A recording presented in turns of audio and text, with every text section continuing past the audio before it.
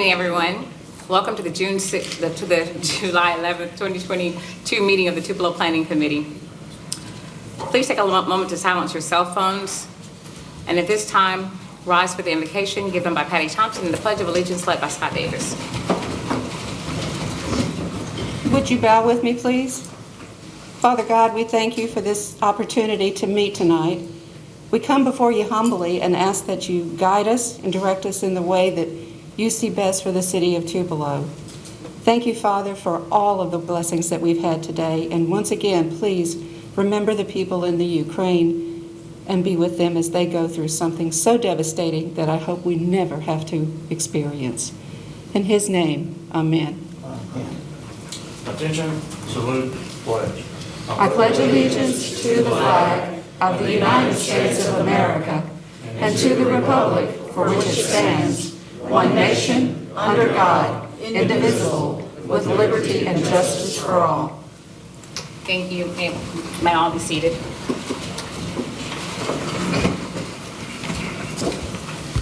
The Tupelo Planning Committee is a volunteer group appointed by the mayor and approved by the city council. We receive no compensation for this as we do it as a community service. We spend a lot of time and our own funds studying and researching the applications and visiting the sites that are on our agenda each month. We ask that you remember that we do not take our positions on any application lightly. Our decisions are based on facts as they are presented and with regard to the regulations set in the development code. At this time, I will ask the staff and committee to introduce themselves, and please remember to speak into the microphone. Tanner Newman, Director of Development Services. Jenny Savely, City Planner. Lindsay Leak. Pam Hadley, Chair. Leslie Mart. Patty Thompson. Gus Hildenbrand. Scott Davis. Russ Wilson, Zoning Administrator. Thank you all. Has everyone had a chance to review the minutes of the June meeting? Motion to approve. I'll second. Okay, we have a motion to approve by Lindsay Leak, a second by Scott Davis. Are any questions or corrections? All approves? Jan? We have a unanimous vote on the approval. We have, at this time, we'll have a report on the council actions. There's no update from the council. Updates, okay. So we'll actually ask you to go to the old business. Yes, the council on May 2nd previously tabled a comprehensive text amendment to the development code. That tabling is set to expire on July 25th, and in order to give time to that, the department is requesting that our regular work session scheduled for the 25th be made into our regular meeting to be able to vote on that item prior to it expiring. So, hearing the request of the Department of Development Services for a special session on July 25th, do we need to vote on that? Yes, please. Okay. So we'll ask for a vote on the draft of the allowed uses by zone. Maybe get a motion to approve. Make a motion that we have our special meeting. I'll second. Okay, we have a motion by Leslie, a second by Scott. All in favor? All unanimous. Thank you. Okay. So at this time, we will go over our new business. We have MSP 22-01, the Flowerdale Commons Major Site Plan located on the eastern side of parcel 075VV-22-001-00, west of Colonial States Road and south of McCullough Boulevard. Jeannie, if you will please present the staff analysis on this request. Indeed. On May 2nd, the Planning Committee tabled a motion to review or to make final approval or recommendation on this. We're picking this back up after site plans have been amended per the Planning Committee's request. A stormwater management plan as well as a traffic impact analysis was provided in request from the committee. This is to review a development with 7 two-story apartment buildings and 1 single-story community building. This will include 47 units near the intersection of Colonial Estates Road and McCullough Boulevard. There are very clear criteria for how the planning committee is to review this. The developer has met all criteria beyond expectation. This is being reviewed as a major site plan. Major site plans for multifamily developments are required for review by the planning committee. However, this in a mixed-use employment zone is allowed use by right, meaning that the planning committee, should the developer, as they have, meet the expectations of the development code, they shall approve for development, the permitting of the development. As such, the committee is recommending approval or disapproval to the city council, which will be reviewed July 19th. And our role here is to make a recommendation. Based on the facts of the code and what has been presented for the development of the site plan. Again, all requirements relative to, and there is a clear list in our development code, natural characteristics of the site, trash handling, parking, traffic patterns, floor elevation, stormwater and easements, as well as additional traffic analysis by the TIA, again, which has been submitted. All have been reviewed in-house, passed all required inspections by the Department of Development Services, and the developer is here now to present final presentation for the review of the Planning Committee. Thank you, Jenny. So at this time, we'll ask the applicant to come forward. Thank you. We ask that you speak into the mic. State your name and your address. My name is this on? Yes. My name is Stuart Rutledge, and thank you, Chairwoman Hadley. My name is Stuart Rutledge. My address is 1739 University Avenue, Suite 116, Oxford, Mississippi. Is there any other introductory information you'd like to add? No, you're fine. Thank you. As I stated, my name is Stuart Rutledge, and I'm here to present on behalf of Flowerdale Commons. Flowerdale Commons is a privately owned and operated community to be developed just southwest of the intersection of McCullough Boulevard and Colonial Estates Road, just north of the airport runway, and just south of the railroad along the railroad track. The site is currently used for farming, and the site is surrounded by non-residential uses. It is adjoined on the north by commercial and industrial uses, on the south by a governmental industrial use by way of the Tupelo Airport runway, and on the east and the west by more farmlands. The site was zoned mixed-use employment by unanimous action of the Tupelo City Council in October 2013. And the City of Tupelo has provided the owner and development team 2 letters confirming that the zoning is appropriate for the intended use and is entitled by right. The development team has worked closely with the City of Tupelo to ensure that the community not only meets the ordinances, but that it exceeds the ordinances. And further, the community will be superior in quality and aesthetics to the nearest residential projects. Flowerdale Commons was first presented to the Planning Committee on May 2nd, 2022, and the action was tabled at that time pending the resolution of 3 items. Those items were completion of a traffic impact analysis, some revisions to add additional water detention and erosion control elements, and revision of the structures to comply with current building maintenance standards. As confirmed by the City of Tupelo, Flowerdale Commons has met all the requirements contained in the code and has fully addressed all the items requested by the committee at that May meeting.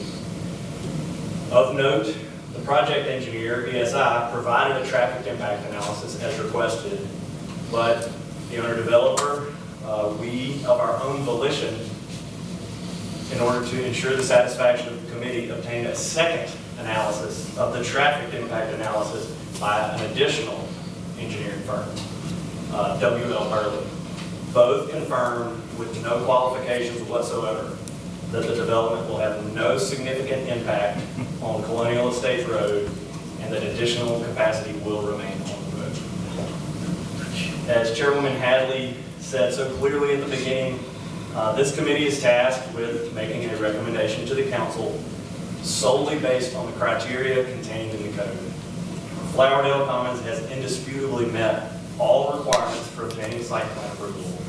And section 12.11.4 of Tupelo's development code states, quote, "Site plans that meet the following criteria shall be approved by the approving authority," close quote. As such, we respectfully request, pursuant to the Tupelo code, that the planning committee recommend site plan approval for Flowerdale Commons. Thank you.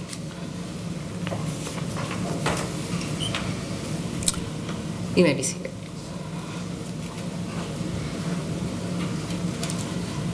At this time, we will open the floor for public comment. If anyone wants to speak for or against this proposal or this application, you may come to the podium. I will ask that we have received several letters and things and emails from different people. So if you have already sent that in, we do have it on record. So there is really no need for you to speak again. We do have a time limit of 3 minutes for each person who speaks. And also, we'll ask that you, if you come to speak, that you write your name on, there's a sheet of paper on the podium. Oh, Russ has it. We'll ask that you write your name and your address on that so that we can have a record. So at this time, if anyone wants to speak for or against, please approach the podium.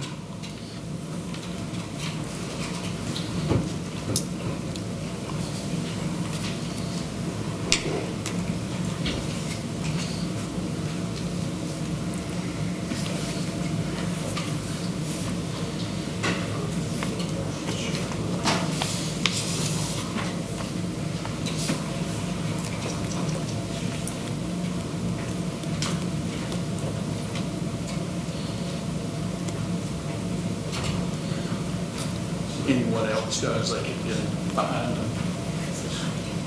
Okay. You were welcome to form a line.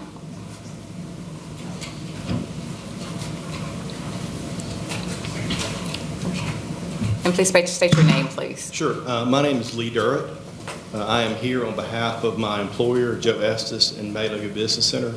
Our facility is located north of the subject project. And in response, what I would like to say is, clearly I'm not privy to all the communications that have gone back and forth between the city and the developer, so I haven't seen the letters where the city finds that the project is within the zoning. What I would say is, if you read the Tupelo code, the Tupelo development code, it's difficult to understand how that decision was made. Because if you read section 4.12.1, which is the purpose as an intent of the multi-use employment district, it makes clear that the primary purpose is commercial. It's employment. Residential is a secondary use that's either adjacent to or integrated with a complementary retail and commercial use. And here, we don't have any of that. All we have purely is a residential use. There is no employment opportunity. There's nothing being planned whatsoever that relates to employment. The objective of the mixed-use employment district is to provide concentrated areas of highly quality employment facilities that may be integrated with or adjacent to complementary retail and commercial uses and medium-density residential uses. If you go further in the code, it says mixed-use employment areas may include corporate office headquarters, hospitals and medical centers, research and development facilities, business parks, educational facilities, and planned campus-like settings. Secondary uses, such as live work units, medium-density residential housing, and complementary commercial uses are encouraged. The point that I'm trying to make is the intent of the code is employment. It's not residential. Residential is supposed to be secondary to employment. This does nothing for employment. It does not create a single job, other than they may hire somebody to oversee the facility. But it's not the concentrated area of high-quality employment facilities that our code record requires. And so under the clear terms of our code, the clear intent of what the code requires, this is not permissible. And again, I'm not sure how the city came to that determination, but if it takes the time to read its code, it clearly is not. And I'm sure that other people tonight will give other opinions as to why it's not satisfactory in their concerns, and I would echo those as well. I've had conversations with different people, and I share their concerns. Primarily, what I would say is it's not consistent with the Tupelo code. And again, I'm not sure how the city came to that conclusion, but for reasons I stated, the development should not be allowed to proceed. Thank you. Thank you.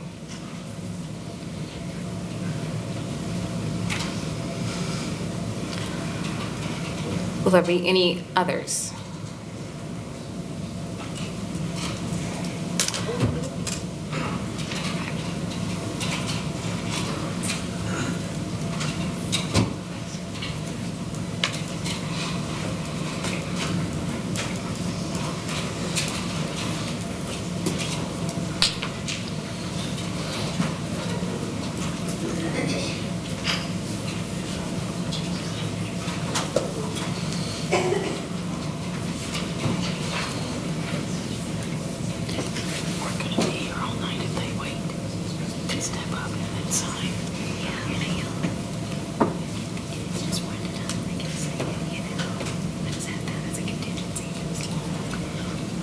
Good evening.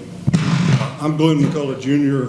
I reside with my wife at 245 County Road 183, Tupelo 38804. Thank you. Thanks to you, ladies and gentlemen, for serving on the Tupelo City Planning Committee. It's a very important function for the future of our city, and I'm also grateful to the staff for the work that you do. I find myself in an unusual position for me. Normally, I'm at a podium proposing a project, an economic development project that's in the best interest of the state of Mississippi, Lee County, and the all-American city of Tupelo. But that's not the case tonight.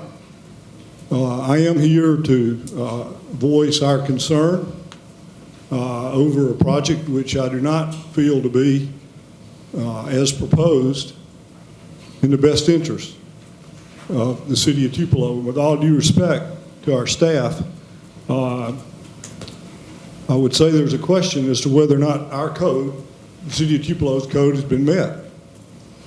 Right to use is certainly an important part of the planning code for the city of Tupelo. But I would call your attention to section 4.2, which defines mixed-use employment. The mixed-use employment district, 4.12.1, speaks to the purpose and intent. So obviously, we have to have a use. Certain things are allowed in MUE, mixed-use employment zones, districts, but there's also an intent and there's a purpose as to where you might locate certain development in mixed-use employment.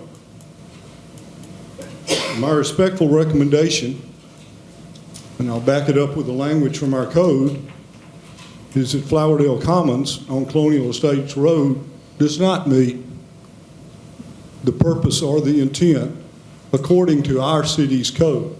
And let me read that to you. It says the objective of the mixed-use employment district, MUE, is to provide concentrated areas of high-quality employment facilities that may be integrated with or adjacent to complementary retail or commercial uses and medium-density residential uses. And what we've got proposed is a multifamily apartment complex. I have nothing against multifamily apartment complexes, but they don't fit in mixed-use employment for two reasons.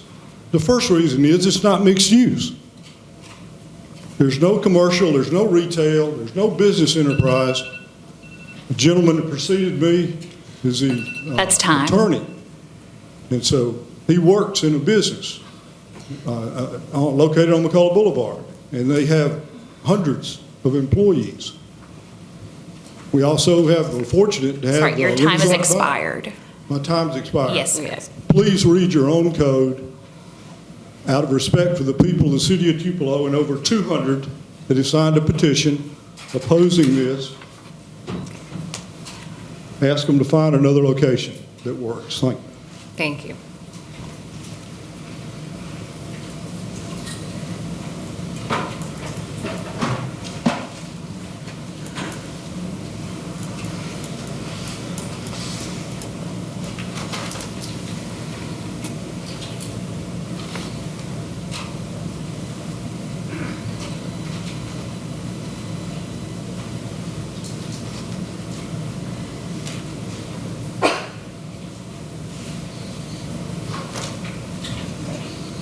Russ, do you want to hand that pad back to the next person? We're on the same wavelength. Thank you. Please state your name.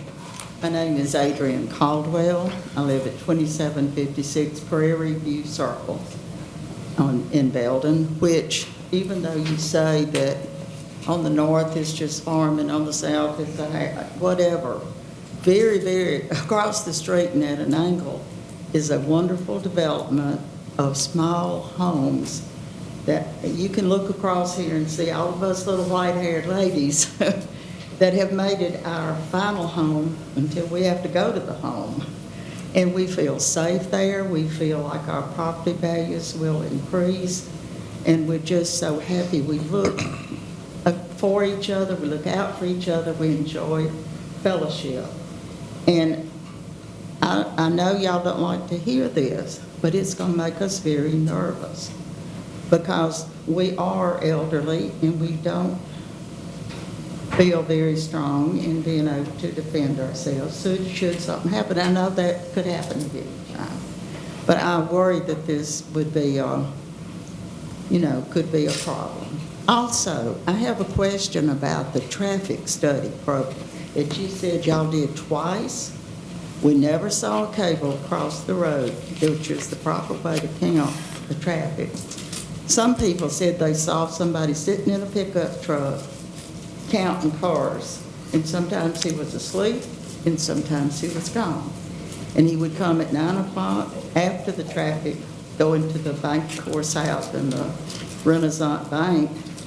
I don't feel like any of us can accept that as true count. I don't know what he came up with. I don't know what the two traffic studies, but that little road, it not only is it not wide enough, it has a terrible drop-off on the side. If you run off the road, you're upside down, or it's certainly offside. But it just can't take any more traffic. It's hard. If you don't get out before all those people are cutting through to get to work, then you don't get out till they get there. And you can't leave at 4 because that's when they all get off. And we're all just very, very concerned. We really wish you'd think about us. And I feel like this developer with this wonderful sounding apartment complex just needs to find another place. And there are a lot of places in Tupelo, vacant places that I feel like could be investigated and kind of leave us as we are and help us to stay safe feeling. And that's just the way I feel. And I would really appreciate serious, serious concern about this. Thank you. Thank you.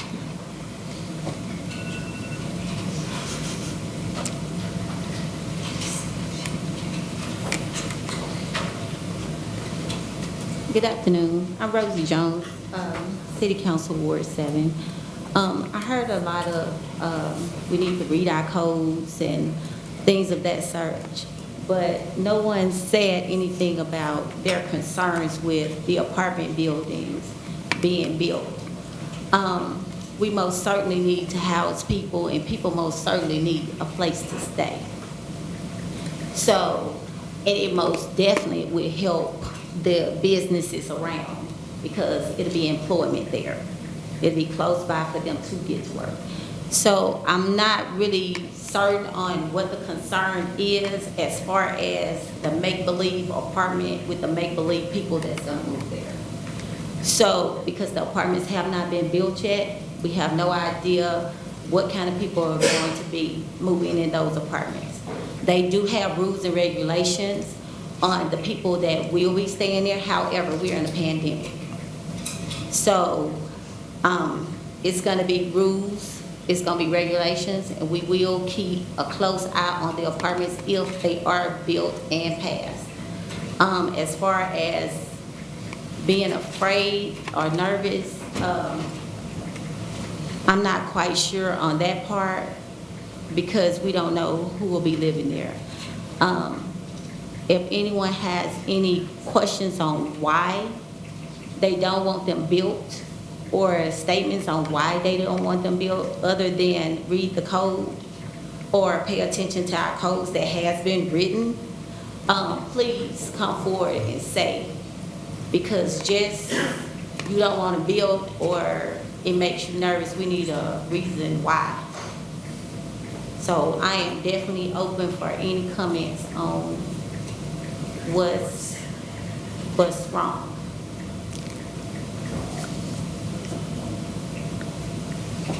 Ms. Jones, they will have to comment to the committee.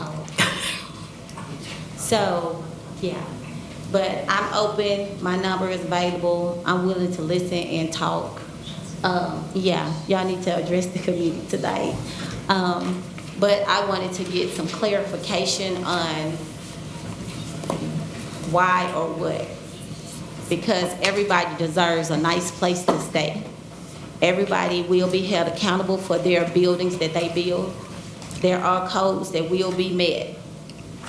So we are up to enforcing the law and the codes. Thank you.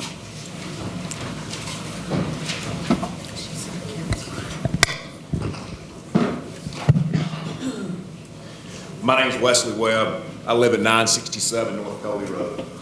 I know Mr. Rutledge. I've worked for him. I put some deals together for him. What he does is he builds a nice looking deal. But the thing that concerns me is our home values. If it was on the opposite side of McCullough, where the other apartments are, I'd be fine with that. This is a mostly residential area. I feel like this isn't the best use for this land. And I don't think this is the right spot for this. He was talking about the traffic counts and the engineering study. I'm just a real estate broker and I'm no engineer, but I've also been on the major thoroughfare committee. And before I got off the committee, we had concern, especially going back south to West Jackson. We had concern of the traffic going right there and coming out on Jackson, because in the mornings and in the afternoons, it would really back up. And also on the north side going to McCullough, you have a pretty good backup too on where the railroad track is and all that. I would really think that we would need to do something with the traffic patterns on this road, as far as widening this road and everything else. But I don't think this is the best use for this land. I really wish they'd find somewhere else for them to go. Thank you. Thank you.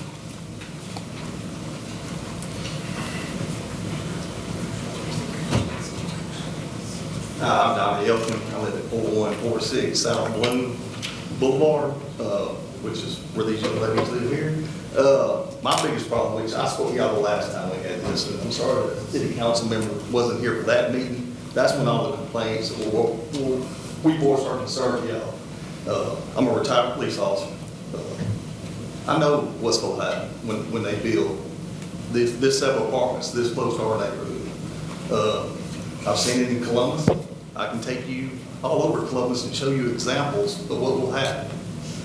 I lived in Columbus all my life until I moved here. And if they go build these next to me, I'm probably going to move somewhere else, because I don't want to see what's going to happen.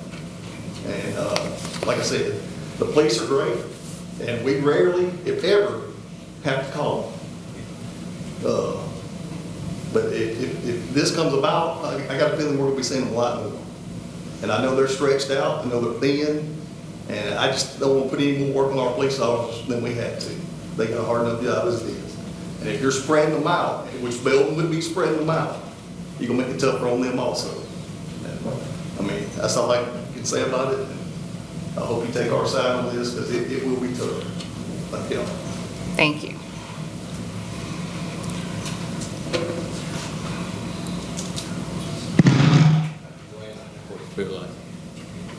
Hey, my name is Jacob Bean. I live at 1216 Cannon. I just have an economic question. The land south of this development is owned by the airport authority, am I correct? It's where the Buffalo Park leases. So will putting a residential development cause the runway expansion to ever happen? Would that be something that would hinder our city going forward? If there's a residential, can you put a runway that, I don't know, I'm asking y'all to look into that. Can you put a runway right there by apartments? Because wasn't there a plane crash in this exact field in the last 5 to 10 years? It was on the news. I mean, we can research it. So think about this for the city going forward. Once these are built, can we expand our runway? Can we make our city grow? That's something that I think we need to consider, because once these are built, are we going to hinder our city from being a all-American city? Thank you. Thank you. Will there be anyone else?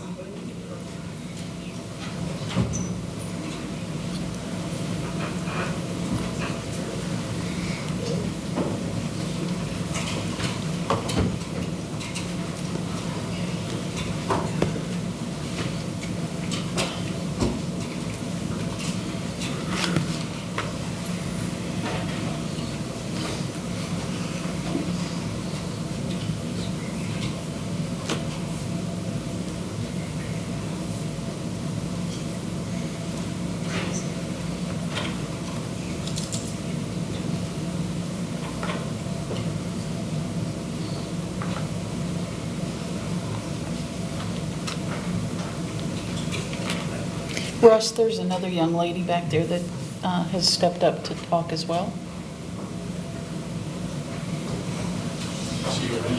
I can see around that column. I'm Craig Waddle. I live, my business is at 2448 McCullough Boulevard, which is right across the railroad tracks from said place. I have a trucking company there. We've got trucks that come in and out every day. As SAI also does, yellow right down the road. I watch that red light right there. And it's about traffic, but I watch that red light every day. Over in the evening, it's backed up past my place. All right, so we can only imagine if you add this amount of parking spots to it. And also, the Colonial Estates planning back in '07 did a traffic study for them to have more people. All right, so if we're going to have Colonial Estates expand as well, plus this new development is going to have to expand, I don't think that road is big enough for this. Then you've got, another concern I have of it is, you're here, right across the railroad track is a daycare. I go to the gym at 4:30 every morning, and that is busy. That daycare is busy. They're dropping off kids at 5 o'clock. So there's a lot that goes on there. Now, do I think that's the best place for a daycare? No, there's a train track right there. But that's not my decision. So what I am saying is, I've got 8 acres across the street. I'm close to where Lee and them are at Magnolia. Stribling is right there. I employ 240, 250 people in this town, or it has some money that comes in here, okay? So, and this is for multi-use employment, all right? Well, we take this 11 acres that y'all propose, and I'm glad, I've been raised in Tupelo, so I'm a Tupelo guy. And I like Oxford. I know there's some that's not too, so I understand all that. But when you take this 11 acres out for houses, there's no way for employment to come in there ever. It's over.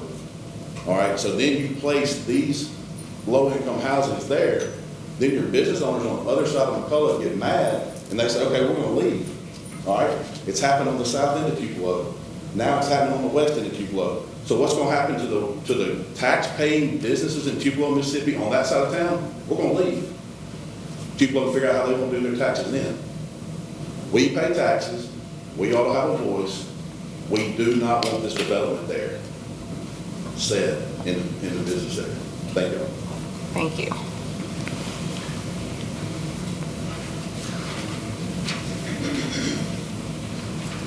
Hello.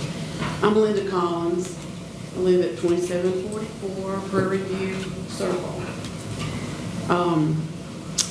I spoke last time about my main concerns, and I was just thinking about when I bought my home.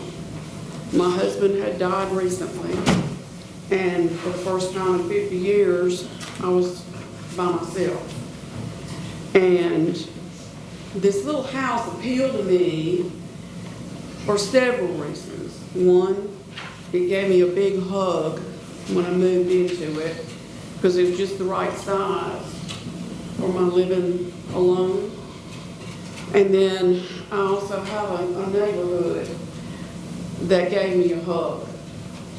People walk every morning and every afternoon, and everyone is very friendly. Very open, almost like the 1950s, Leave It to Beaver. Well, we also have a little park over there that's a little walking area. And it's a very pretty little place where you can get together and have neighborhood cookouts and this, that, and the other for our neighborhood. Now, what I want to know about this project, I mean, I'm trying to see it in my mind as a residential area where 107 parking places are going to be located, and that means that they're going to be families of 3 or 4, 5 or 6 living in these apartments, and they don't have a little park over there. There's not going to be room for it. And so I'm thinking that there's going to be a lot of walking traffic up and down Colonial Estates Road going from those apartments to our little area there where we do have a little park. And people can let their dogs roam on that little piece of property right there, and they can have cookouts and barbecues and this, that, and the other. And I believe that it's going to become a public park to that area. And that concerns me greatly. I have heard it said this is a low-income area. I want to know what the amount is going to be for the rent for people to live there, and I want to know who is subsidizing their rent, because I know how much I paid for my house, and it was not inexpensive. I paid everything, just about everything I had to get into this house and have security. That's time. Safety.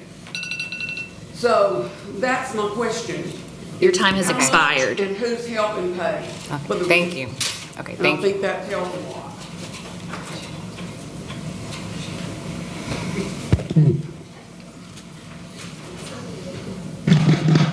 I'm Mary Connor Adcock, and I'm one of the developers of Cottonwood Estates. We have several residents here tonight, as we did at the May meeting. While I appreciate all of your work here and your time spent, I really do not appreciate the fact that y'all have been told, I've understood y'all have been told that you have no choice in this matter, that you have got to vote for it. And that is not the case. You've got to do what's in the best interest of this city now and going forward down the line. So basically, and I do want to let this be in the minutes, I have a petition signed by nearly 200 residents that are unhappy and against this. And so do you want me to just call these people and say it doesn't matter? That their voice doesn't matter? I mean, I think it does. It should. They're taxpayers. And we've done 2 phases of this proposed development. There are 2 more to go. Those remaining lots would produce about $9 million of rental of properties, tax-paying credits of nearly $100,000 a year to the city of Tupelo. I'm afraid if this project goes through, we're not going to be able to do anything with that. that will go away. And that is affordable housing. Those homes are under 200,000, and we have had, there's a real need in this city for that. I think everybody knows. And so I understand the need for housing like this, but this is not the place. Thank you.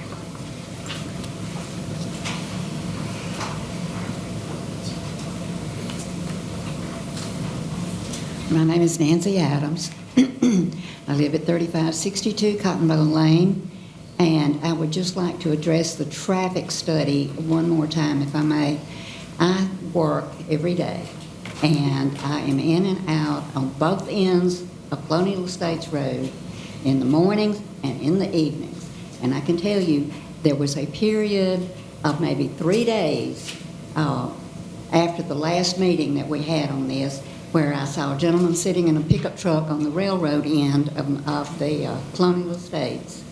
And I never saw anybody on the other end, and I never saw anybody out there around 5 o'clock in the evening either. And I just wanted to bring this to your attention. Thank you. Thank you. Will there be anyone else, for or against? So at this time, Mr. Rutledge, I will allow you, if you want to, okay, thank you.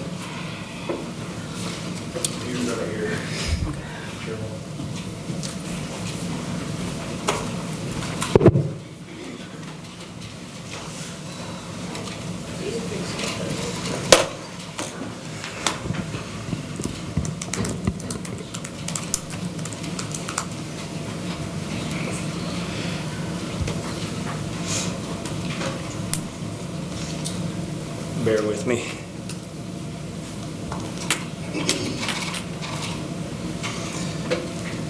I'm going to simultaneously try to talk here and look here, so if you can't hear me, just tell me. But I appreciate everyone sharing your concerns.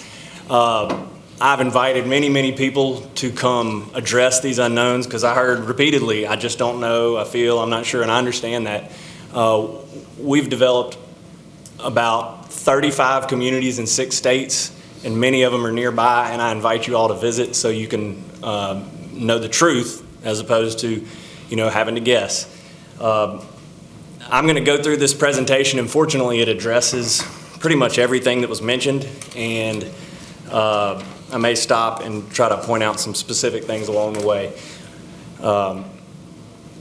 So bear with me. Once I get going, it'll be all right. All right, so the development we're doing is 46 units. I did not mean to go ahead that fast, I already messed up. It's meticulously designed and exceeds local ordinances, and the site is zoned properly by right. This is what we're building. A quick question that I can address here is, you want to know the rent and who subsidizes it? No one. These are not subsidized apartments. I have seen the emails that have been sent out, and they're false.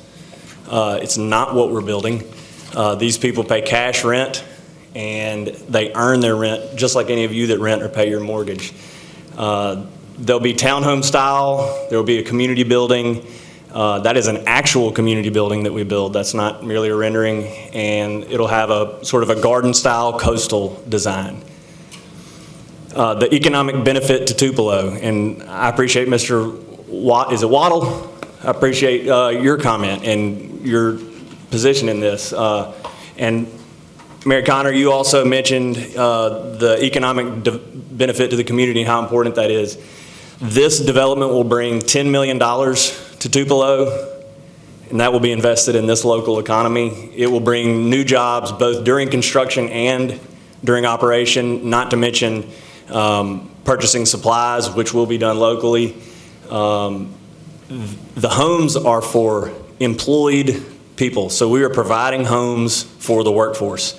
And in a future slide, you'll see some comments from some of Tupelo's employers. This is developed by Tupelo people for Tupelo people. We have a Tupelo architect. We have a Tupelo landscape architect. We have a Tupelo engineer, and we have a Tupelo bank. Importantly, a lot of questions were raised about the zoning. And I completely understand that zoning ordinances are difficult to understand. The area outlined in green is all this same type of zoning. So effectively, what although we seem to have a divide tonight in comments, some people suggested that the land should never be developed, and others said that it should be developed, just something different, which I understand. But all of that land outlined in green and extending off the page is the same zoning, so you would have to apply that same logic to all that area and say that none of that can be developed, or that it can only be developed in a certain way. But fortunately, the code, as unanimously passed by the City Council, doesn't say that. It gives a variety of uses that landowners are entitled to by right. This is a letter from the City of Tupelo. We got 2 of them, and I'll just read it. It says, the intended use is to construct 46 multifamily dwellings. The site is mixed-use employment, which permits multifamily construction by right. Thus, the property is properly zoned for its intended use. There is no question about the code. It is very clear. I understand there being confusion, but the code is not unclear on this matter, and I'll show you sections from it in a future slide.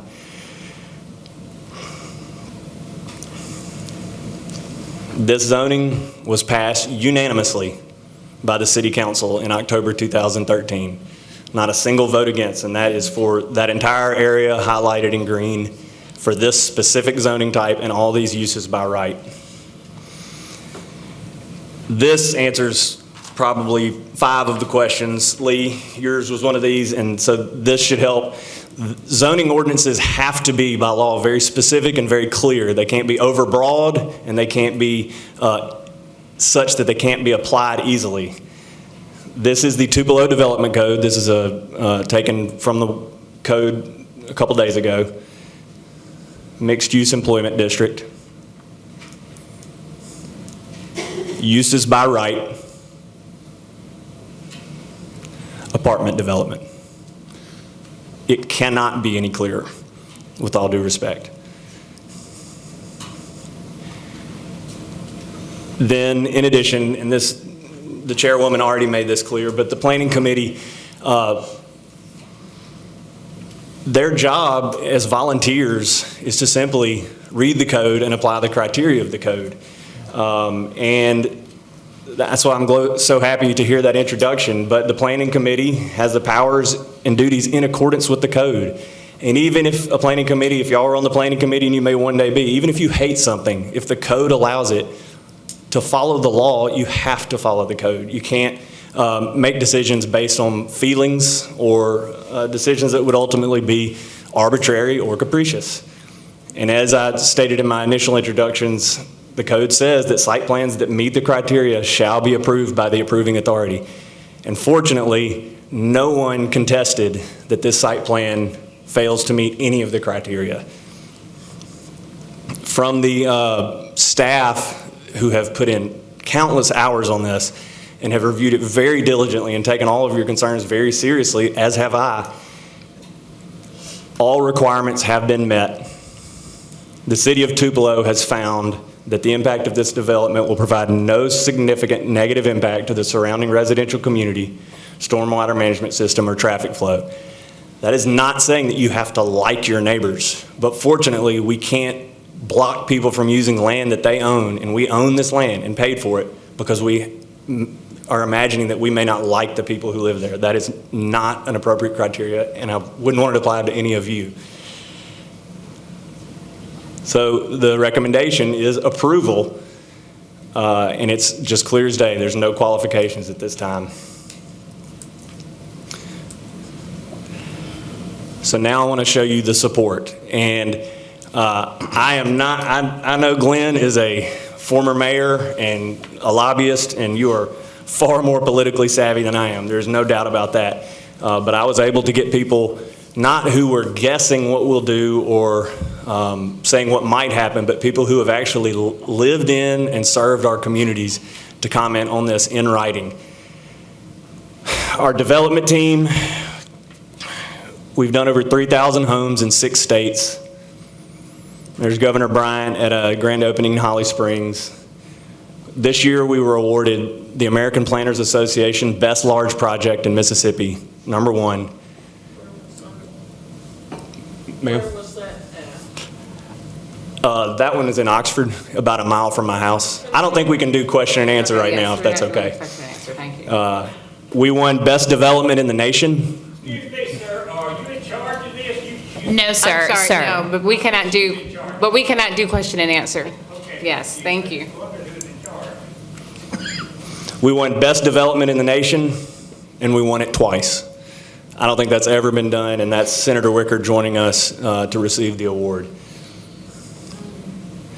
Our portfolio, you are all welcome to visit it so that you don't have to wonder what we're going to build.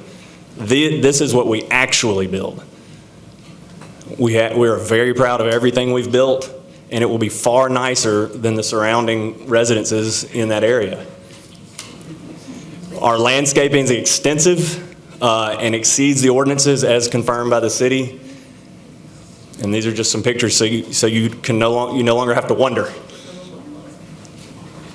And these are just examples of the variety of products we build.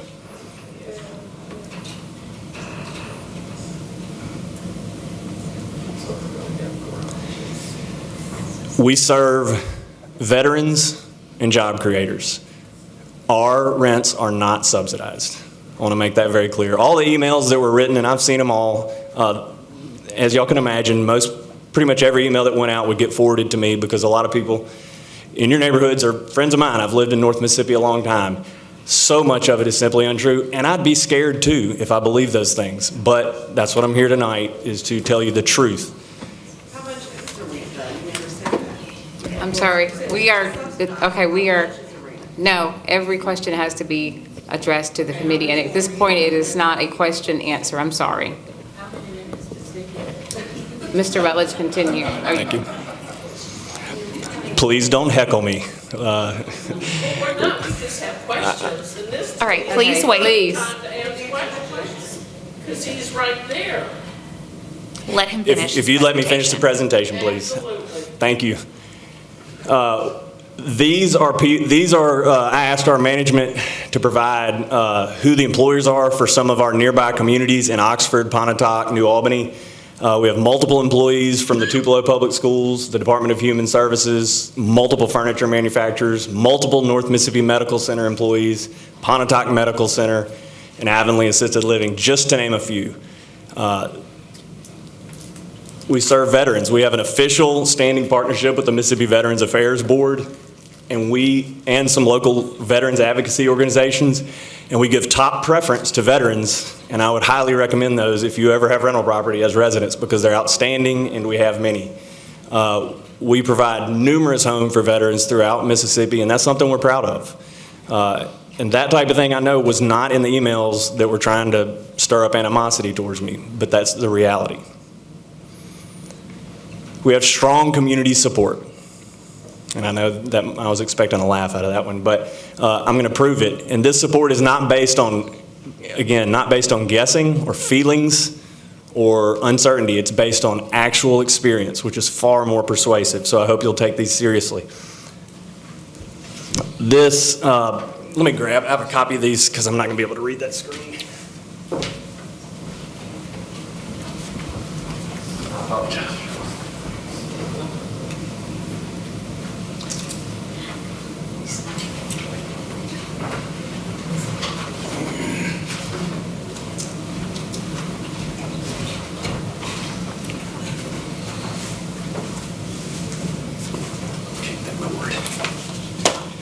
Our first letter is from David Brevard, the president and CEO of B&B Concrete.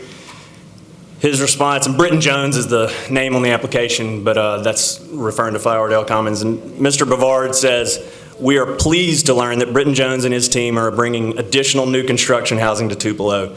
We have been a member of their construction team in other communities located in North Mississippi.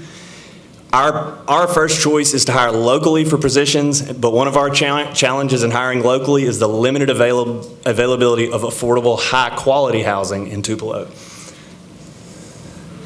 This is my favorite letter. This is from Pontotoc Sheriff Leo Mask.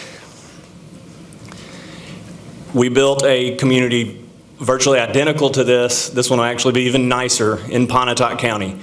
And please listen to what Sheriff Mask says.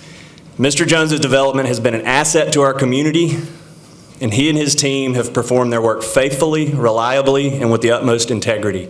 Further, the resulting product he created is something any community should desire and support. And once the bricks are laid, Mr. Jones's properties are operated and managed as strictly as any as you could find. They raise the bar for neighborhoods. And listen to this next paragraph. And I have a little girl, a little 3-year-old girl, and so this should be pretty persuasive. In fact, Mr. Jones's development is so outstanding that my own daughter now lives there. And she and I are both very happy with the high-quality housing he provided for Pontotoc County. He says, he closes, given that I am both the chief law enforcement officer and have my own daughter living in one of Mr. Jones's communities, I am going to be more knowledgeable about the quality of Mr. Jones's efforts than just about anyone, and I agree.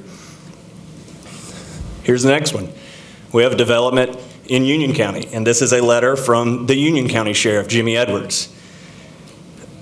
Britton Jones has developed a substantial residential community in Union County, and not only is it an asset to the community, it provides valuable high-quality housing to match the job growth. Mr. Jones's property was not only constructed to high-quality standards, it is run with extremely diligent management who are clearly highly skilled at operating a residential community.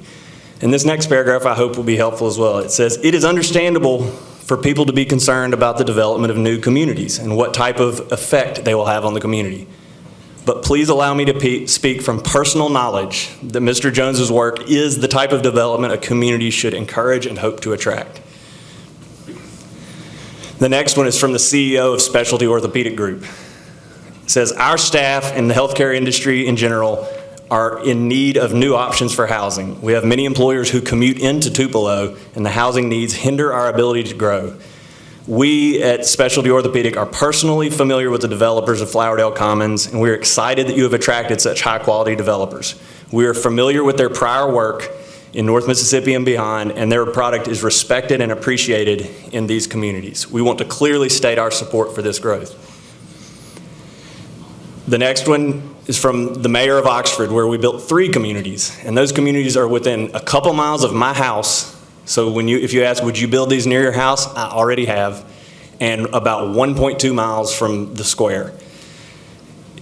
To be clear, it's different than saying, we like it, it should just go somewhere else. It's high quality such that the mayor, after construction and management, can say this. Mr. Jones has previously developed 3 communities in Oxford, and we couldn't be more pleased with the outcome. Based on our experience here, please accept this letter as our support and recommendation. His work has been a boon for the city of Oxford, and it has raised the bar for new development in our town. Now, please let me acknowledge that I am well aware that some people instantly oppose any development which may target working residents, but Mr. Jones's properties are an asset to the community. I would invite you to Oxford to tour at your convenience. Mr. Jones's properties are well maintained, and the quality of construction surpasses most of our traditional properties in town. And I would invite you all too to visit these other communities so that you don't have to wonder, and I know you'll be impressed. And then the final letter, well, it's not on there, so I'll save you that because I still have more slides. Now let's talk about the site. And again, fortunately, I'm going to have imagery and maps here so we don't have to wonder. But the site is adjacent to industrial, commercial, and agricultural uses only. Here's a map of the site and the adjacent uses. This is the site. Northwest of it, you have a water tower, the railroad, a stone sales yard, a freight yard, a much larger multifamily complex, and then warehouse and commercial space. Northeast, you have stribling equipment and wattle trucking, an industrial warehouse, and then another multifamily development. Just to the south of it, you have the runway, and then some extremely high density housing in the southeast corner. And then to the west, you have the flea market in the Buffalo Park, and then just south you have a wastewater lagoon. And just so y'all know further on the code, residences are intended and this is a quote from the code, in the MUE district to provide a buffer between the commercial district and adjacent residential development. That's why the code calls for this at this site, and that's why it is precisely what is supposed to go here. The site and our work fulfills the city comprehensive plan and the zoning ordinances and map. Let me give you an excerpt from the comprehensive plan. This is the city's officially adopted comprehensive plan passed by the City Council. Sustainable communities provide a diversity of housing types that can serve a range of households, such as young families, working professionals, and other sectors. Just as the local economy is stronger when diversified, so is the local housing stock. Expanding housing opportunities in Tupelo can create a more resilient housing market that provides housing opportunities to suit all ages and walks of life. It matches the zoning map and the ordinances, and this is the same slide from earlier. And again, this map was passed unanimously by the City Council. But finally, I want to, this is not the end of the presentation, but on this matter, I want to share something. The city has a comprehensive plan which provides broad intent, goals, and policies, but then the zoning code and the map are law. One is not law, the other is law. And a comprehensive plan is a policy document that guides the physical development, but it does not have the force of law. It is intentionally written with generalized goals and intents as opposed to requirements. Zoning ordinances, which is what we follow, on the other hand, are binding law. And under Mississippi law, a zoning map is not required to be verbatim identical to the comprehensive plan or its maps. Comprehensive plans are not intended to be that specific, and thus general compliance is the goal. The general intents stated in comprehensive plans are written in broad terms such that the final zoning ordinances and map can match the realities as adopted by elected officials. And this is an excerpt from the comprehensive plan further on this matter. The implementation plan provides a roadmap as to how the strategies should be implemented. The comprehensive plan is a general policy document to guide the physical development of the city. It does not have the force of law as a regulation or ordinance for the enforcement of its goals and policies. I apologize for that education, but I had to add that in there.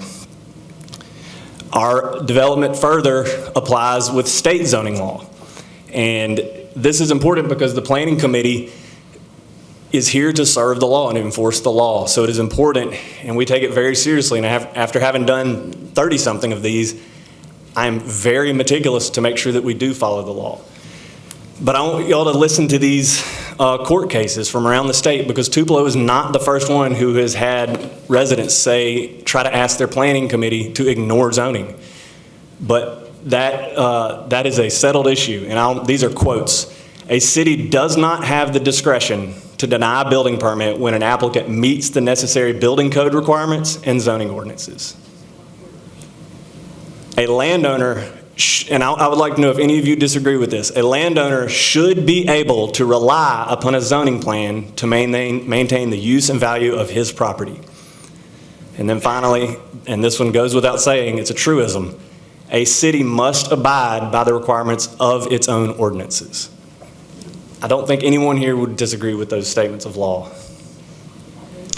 Finally, we have obtained not one but two traffic studies, fortunately, and not one but two zoning confirmation letters. Here's the first one. This site is zoned mixed-use employment, permits multifamily by right. The property is zoned properly for its intended use. Here's the second one. This site is zoned mixed-use employment, which permits multifamily construction by right, thus the property is properly zoned for its intended use. We intentionally ask twice because we want to be sure, because I want to be able to sit up here and tell you that we have done things precisely correctly. That's a word y'all are probably happy to see. But this is the conclusion. I want to acknowledge some of the things I've seen in the emails that have been sent out about us, because we've received them all. They've been sent to us, and they contain numerous falsehoods that would scare me too. But fortunately, I'm here, and I can tell you the truth. This is one such email. I'm sure probably everybody in here got it. That's I guess the Ridgeway entrance signage, and I would like to note that development will be so much nicer that I want you to see some of our entrance signage. That's one of our entrance signs. That's the type of entrance signs we build. And in fact, that right there is exactly what we're going to build at Flowerdale Commons. If any of you have been to Grayton Beach, you've seen that. And I just want you to see that because I want you to know the quality of what is going to be built here. It will be nicer than what's nearby.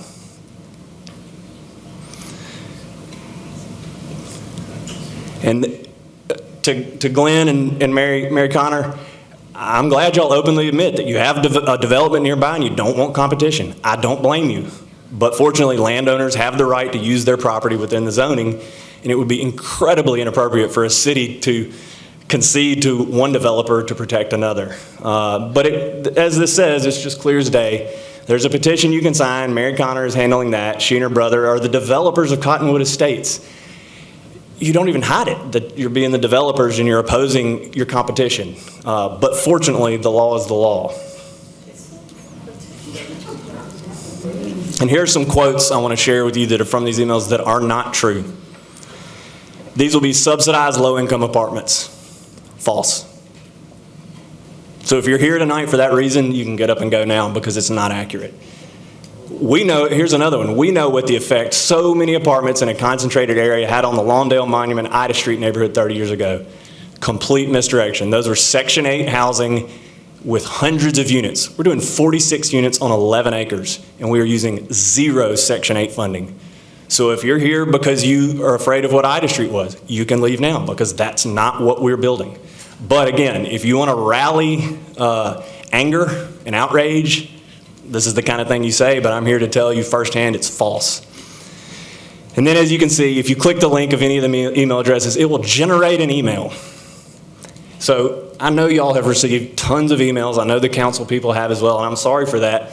But you know, you have a right to do that. But compare that with these letters that I obtained from people who have their own children living in our communities, as opposed to an auto-generated email. But this line is unacceptable. Someone suggested that City Council and Planning Department can make it more difficult and costly to build. Those are Gestapo tactics. That's completely illegal, and no city would ever do that. And you can't fathom the liability that that would put on a city if they said, hey, we don't want this here, so let's make it really expensive for them.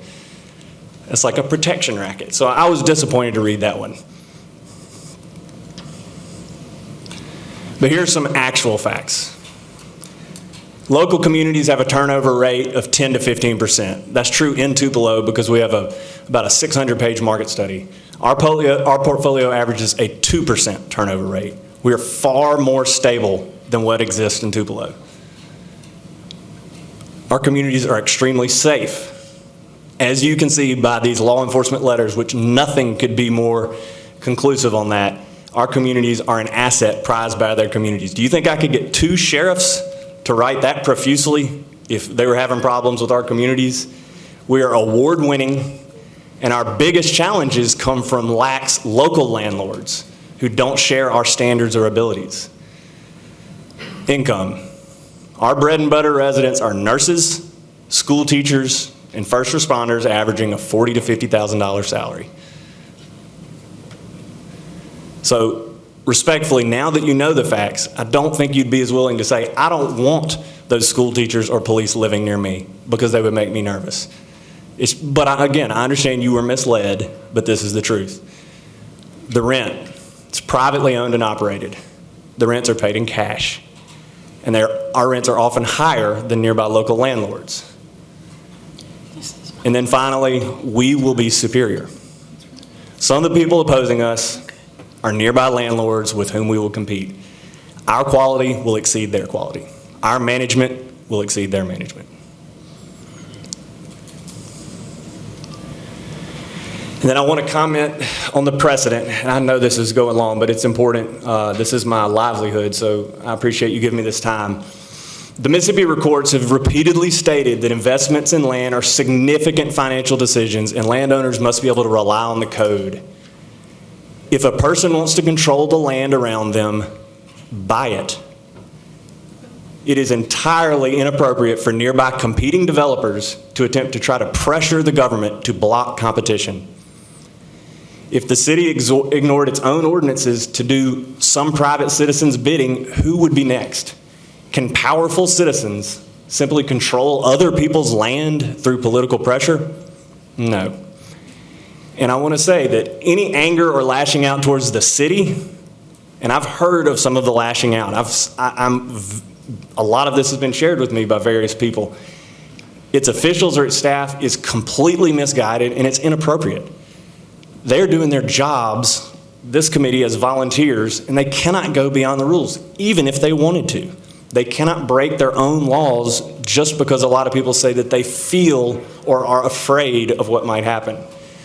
But I want to very clearly say on the record that in spite of this coordinated campaign with auto-generated emails and email blasts, the city of Tupelo has thus far stood strong and operated precisely according to its ordinances, and I thank them for that. Finally, I'm going to close with my request that it is undisputed that Flowerdale Commons site land meets and exceeds the city's ordinances and that it is properly zoned by right for its intended use. But even more, the development is being constructed to higher quality standards than the surrounding community, and it is being developed by an award-winning team, and it has strong organic community support. It will be an asset to the city of Tupelo. For these reasons, we respectfully request that the Planning Committee approve the site plan submission for Flowerdale Commons. Thank you. And Thank you, Mr. Rutledge.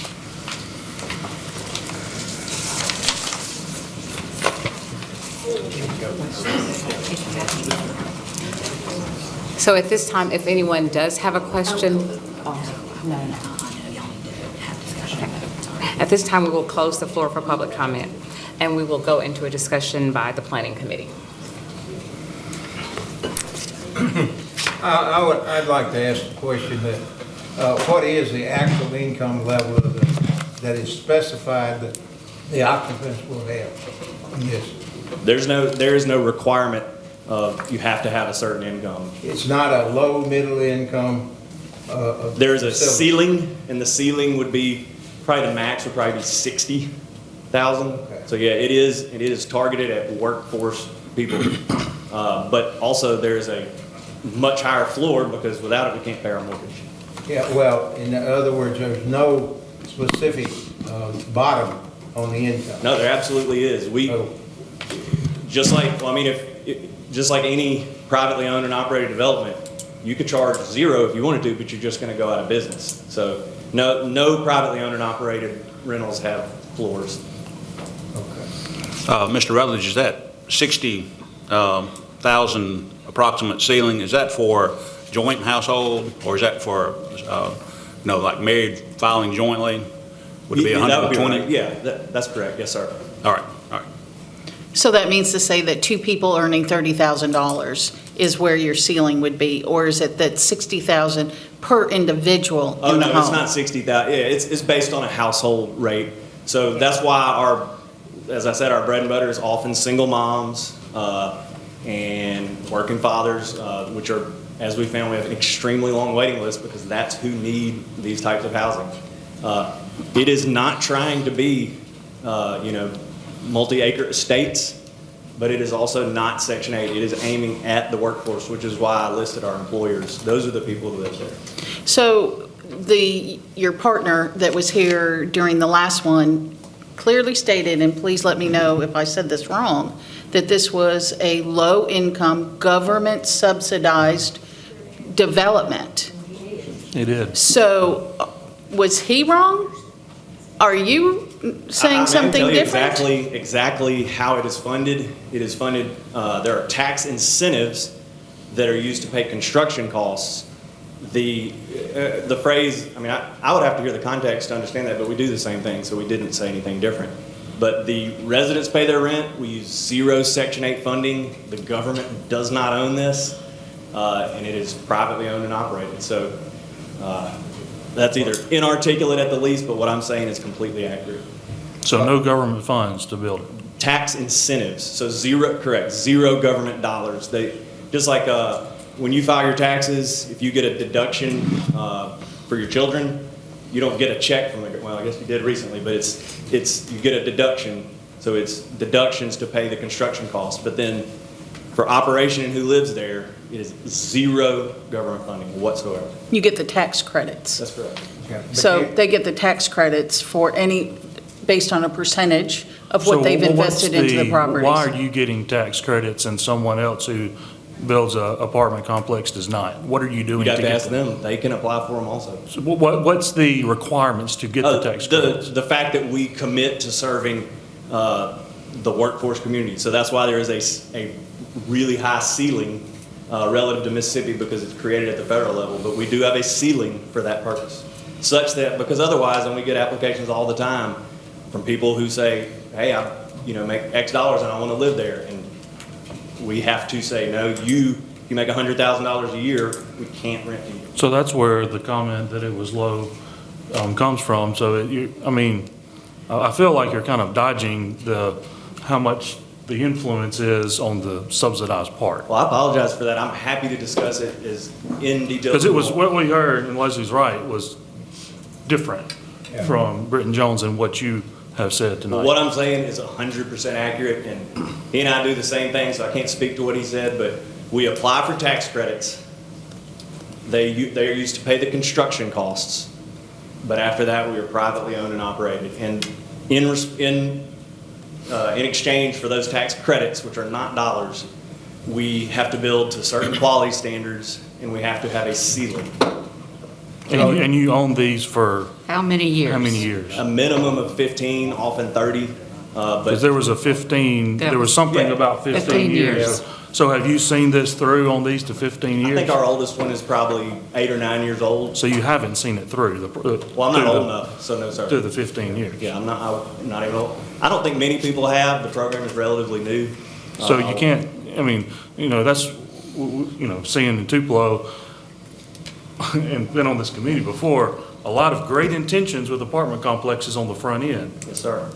And it doesn't last. It just does not. And we've seen very similar presentations from other, developers from Tupelo, not even from out of town. In 10 years, they go to pot. And you haven't, and that's when he was talking about the 15 years from before, 8 or 9 years is not a very long time in the life of an apartment complex to know if it stands up the test of time.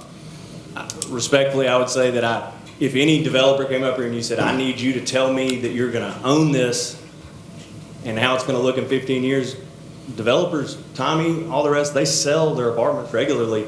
And, whether or not they get building permits isn't based on, are you going to sell it and what's it going to look like? No, it's not. But I'm just saying the track record.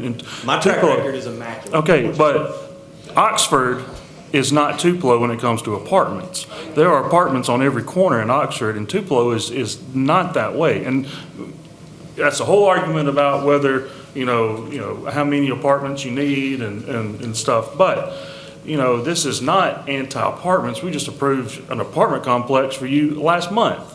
And so this is about location.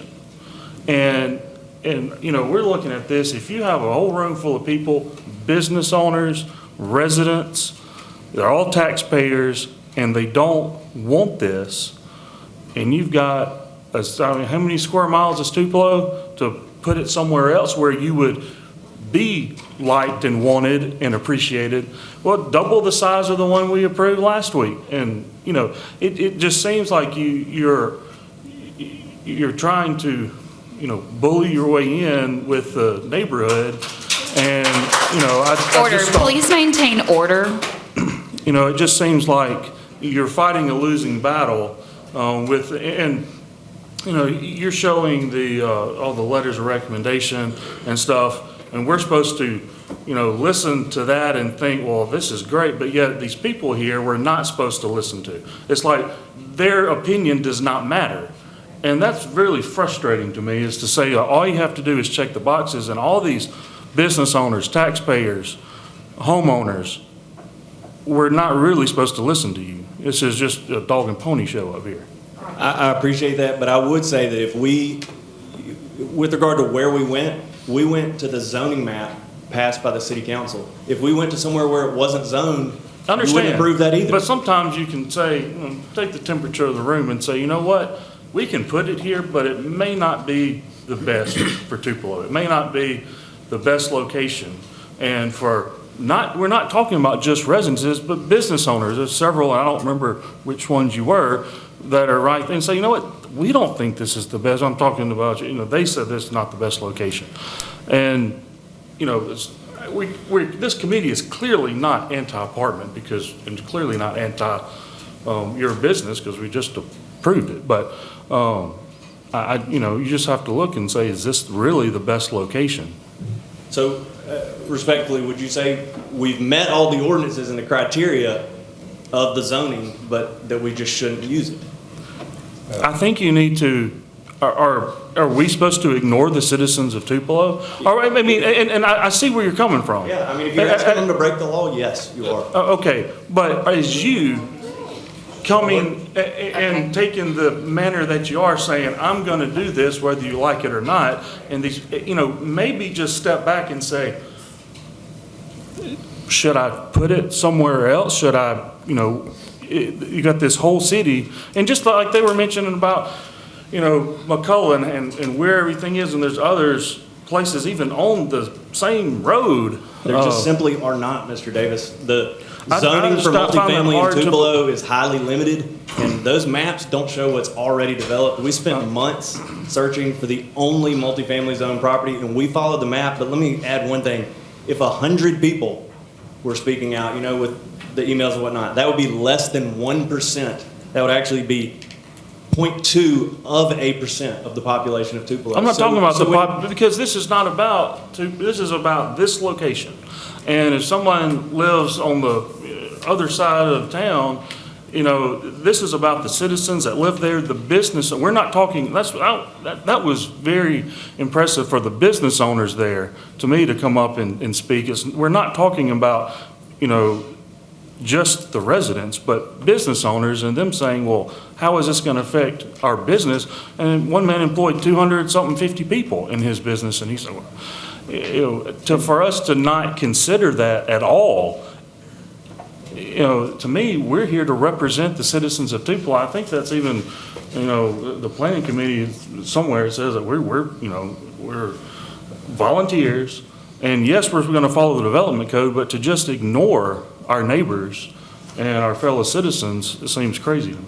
I do not think you should ignore them, but at the same time, when a landowner has a use and they have done what is required by your code, I do think sometimes you have to follow the law and say, I hear you, and the way you fix this is if Glenn didn't like it, he could have bought this land. It was for sale.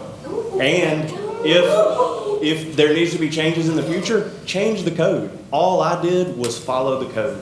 And I understand you're following the code, but I just think that, look at this audience and these people out here, the citizens of Tupelo, the business owners in Tupelo are not a fan of this project. And you may want to have other projects in Tupelo. Yes, sir. Yeah, well, I agree. You should think about that. I have thought about that, and I listened to Lee said that he didn't think it matched the code. Glenn would be my competitor. The traffic study guy was asleep, that it's good, it should just be across the road. That what are we going to do about a runway? I listened to every one of those things, but all I can do is find vacant land that is zoned properly. Imagine if I came up here and asked for a rezoning to do something like this. I intentionally went somewhere where there is, you can say, I hate this, but I have to follow the law. And I did that on purpose because there's very little land zoned this way in the city. And if the code needs to be changed in the future, please have at it. But all I can do as a developer and a landowner in Tupelo is follow the code. I will just say in regard to that, I'm not going to argue any of that with you, except to state that the city of Tupelo has, for the most part, been very friendly with developers. When developers come to us and say, hey, we have this great project that we think is going to benefit Tupelo, have any ideas, there any places where you think that it might be beneficial? And our city officials have worked with them, rather than having a developer come in and finding those precise loopholes. Maybe loophole is not the right word. Finding properties that state one thing and is not necessarily compatible with adjacent properties. Simple conversations with our city officials maybe would have provided you with other land where you wouldn't have this kind of argument and animosity toward a development. And I'm just saying that. I appreciate that, and I consider this very mild animosity. It's not offensive at all, because so much of it is just inaccurate, which I'm fine with. But when we obtained this site, just so you know, it was in the lame duck period between Mayor Shelton and the current mayor. Those opportunities weren't available. But even if they were today, if you look at a zoning map and look for land that is vacant and zoned properly, you all would come to the same conclusion. You'd say, wait, there's just not a lot of it there. And that's by design, that there's very little, because multifamily is a limited use. So I follow the rules to the letter. You can ask all the staff if I've been bullying or tried to find loopholes in the slightest. I've been as diligent as I can. So I have something on another note there as far as the traffic. And I know that you've had 2 studies done and folks have looked at the road. But in driving that road, I don't care what the traffic study tells us, because I'm not clear on what they're comparing it to. What I can tell you is that road is not appropriate for the developments that are there, let alone adding anything. I would be hard-pressed for any approval of any developments. Anything. Okay. Based on the road conditions and the traffic that is coming through there, it is a death waiting to happen. I have been pushed off the road more than once coming through there. I mean, it's an extremely dangerous situation. And is that your fault? No, I'm not saying that's your fault. This road's been there. It was a pig trail before anybody was out there. And then it got developed. And so here we are with a road that is absolutely inadequate to carry the traffic that has grown around there, let alone adding more developments. Adjacent homeowners just... Sir, I'm sorry. Yes. Sorry. Any more discussion from the committee? I would say that in looking at the Oxford developments, there was a great article in the Journal several years ago when you developed the 2 in Oxford. And it goes on to state that your conversations with the mayor and the board of supervisors, and it sounded like there was a lot of cooperation and good feelings there. Absolutely. And I was wondering why that was not the case here for this particular enormous development. cooperation and good feelings with the city staff, and leadership has been very helpful. But as I stated, when we purchased this land, there was no mayor. So there was no opportunity. You know, you can't expect a developer after feed my kids to say, well, while there's no mayor, I'm just going to quit working. So as soon you can ask Mr. Newman, the second the new mayor was elected, I said, hey, I'm glad we know who's here. Can we come meet immediately? And I think Mr. Newman could confirm that. I did bend over backwards. And please ask the staff if that's the case, to try to work with the city. The other developments, the Pontotoc, Union, Oxford, did they start out originally, are they in the city or are they in the county? In the county. So there was no zoning there for you to go through? No, You they just didn't did. have the zoning, that's right. But they had obviously building permit approvals you have to go through. But it does make, if Tupelo had no zoning, we probably wouldn't be here right now. But I have to follow the zoning that y'all passed. That's my only choice. Any more discussion? Do we have anyone here who can comment on the legal status? Is our city attorney? Yes, we have Stephen Ann on site. Okay. I appreciate y'all. I appreciate the questions, and I'm happy to speak anytime. Thank you. For those that don't know me, my name is Stephen Reed. I'm the Assistant City Attorney for the City of Tupelo. My cohort, Ben Logan, is on the phone. He's enjoying the beach, and I'm here at work, so y'all can get upset at me about that. But no, I just have a brief comment to make. The matter that's for the Planning Committee tonight to vote is the approval of the major site plan for the Flourdale Commons development. my recommendation to the board is that you consult the site plan review criteria contained in 12.11.4 of the development code. It outlines a pretty exhaustive list of standards that the planning committee should use to address this issue. And my recommendation is that the planning committee do that, consult the development code, and it should lead you to the issue. Are there any questions? Yes. Just answer my question. If we vote no on this, what liability do we have? Those are litigated matters that would be best taken up in an executive session. I'd rather not discuss that here in front of the body. So I do have a question. Item E on 12.11.4 is, item F, adequate design of traffic patterns, traffic control measures, street pavement areas. So although we have a traffic impact analysis, which says that, hey, this isn't going to offer substantial increase in the amount of traffic, our issue here is the road is inadequate to carry even the load that it already has. In my opinion, I am not an engineer. Can I vote according to my interpretation of existing conditions based on that? The role of the planning committee tonight is to make a recommendation to the council.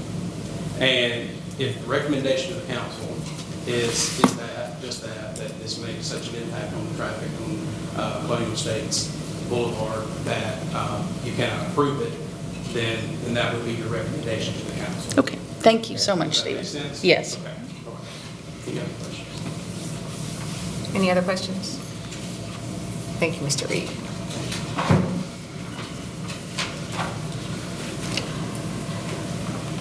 No discussion of the planning committee. We'll entertain a motion. So do we have any questions or comments amongst ourselves? Does anyone? So, Leslie? just, I realize that they have checked the boxes, Yes. even with the additional traffic impact analysis.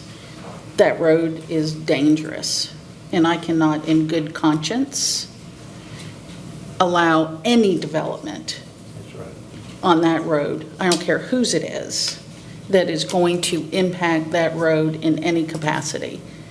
Years, whenever, maybe it changes or whatever, that's a different story. But today, and the way that traffic is, and these open ditches, and this narrow street, and this deadly corner, somebody is going to die on that street. And I will say, we did have a former member of the Major Thoroughfare Program, I don't know if he's still here or not.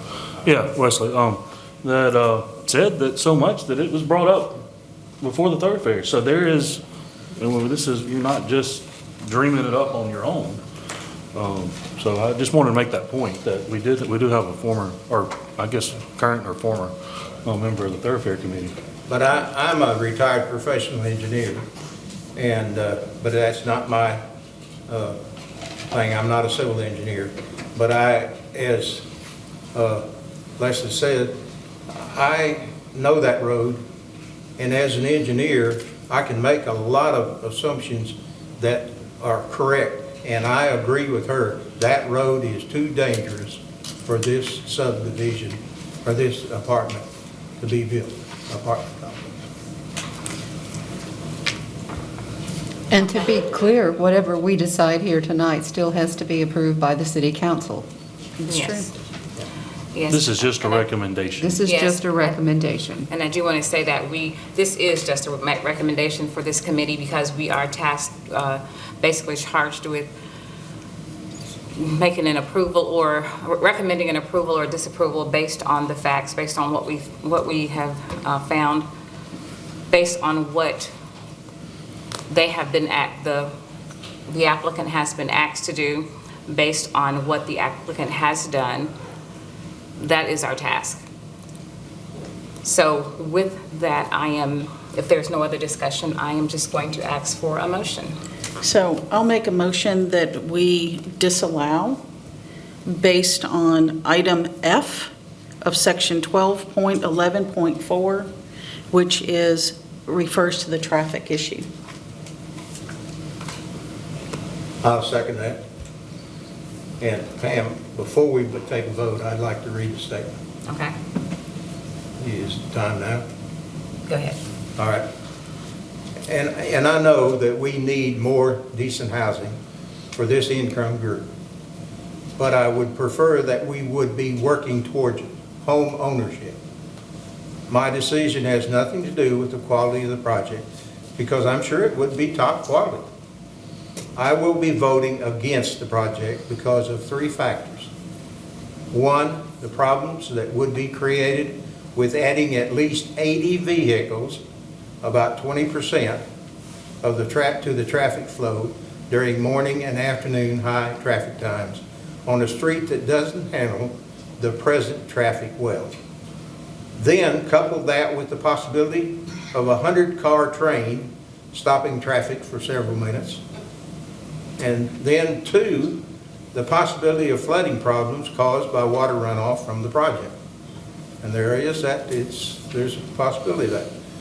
And 3, the using of this land that would be great for medium density housing. And I do not believe this project is good for the future of Tupelo.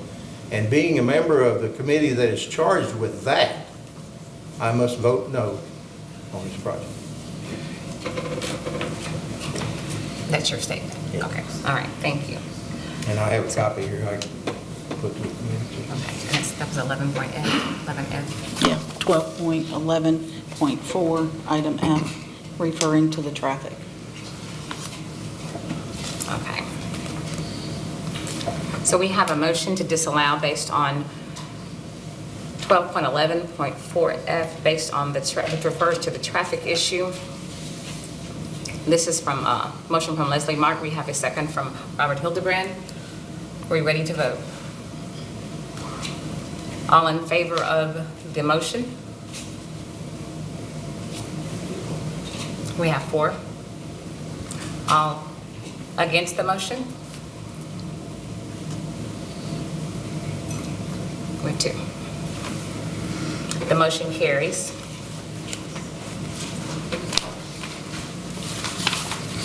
So at this time, I'm going to ask Tanner, if you will, please just briefly tell what the next steps are. First, I want to say thank you all for showing up tonight and allowing or ensuring that your voice is heard. I want to thank the committee for their time and effort. I know that this is a matter that's been pending for quite a while. I also would like to say thank you to the developer for his time in presenting his case tonight. The next step in this process is the City Council will take up the matter for a final vote on Tuesday, July the 19th, at their regularly scheduled City Council meeting. And so there will be no further action on this item until that time. So again, thank you all for being here and for participating and ensuring that everyone's voice is heard. Our next item is the August meeting. We have no proposed action items. However, the approved July 25th special session will serve as the regular session for the Planning Committee for August. So our next public meeting is scheduled for Monday, July 25th at 6:00 p.m. We will now entertain a motion to adjourn. We need to make a motion for that. We need to make a motion for that special meeting. We already It's a did. special. We did at the beginning.